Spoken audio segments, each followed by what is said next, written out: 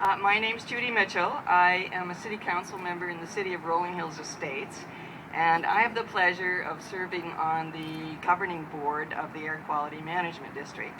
In that capacity, I represent 51 cities that are in the western region of Los Angeles County, and Gardena is one of those. This event that we are celebrating today represents an outstanding example of teamwork.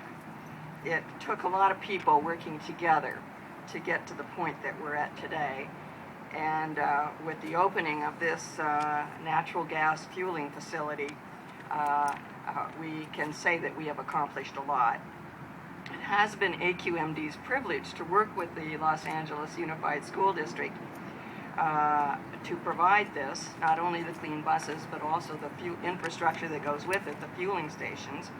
AQMD has provided approximately $90 million in the clean fuels co-funding under our low-emission school bus program, which Fred Manassian from the AQMD has been heading up for us. This has allowed the purchase of 558 new school buses and the retrofit of 319 existing buses. That is really wonderful. Thank you, Fred, for all the work you put in on this as well. And I do want to acknowledge the chairman of the AQMD governing board, Dr. Bill Burke, who has been quite instrumental in seeing that this funding goes through, and also in providing funds from AQMD to process this. The school bus transportation staff, which is here today, has done a marvelous job in the areas of procurement, in training, and in maintenance to accommodate this huge transformation.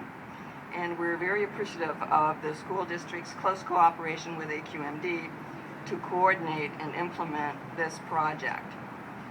Moving from diesel buses to natural gas fueled buses is one of the most effective ways to solve multiple pollution problems here in the basin.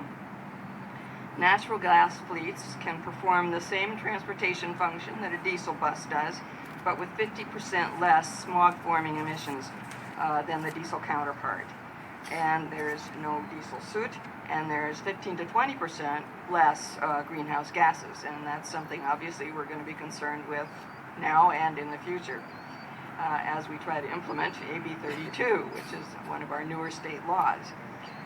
Clean fleets running on clean fuels are essential to this region's ability to achieve healthful air standards.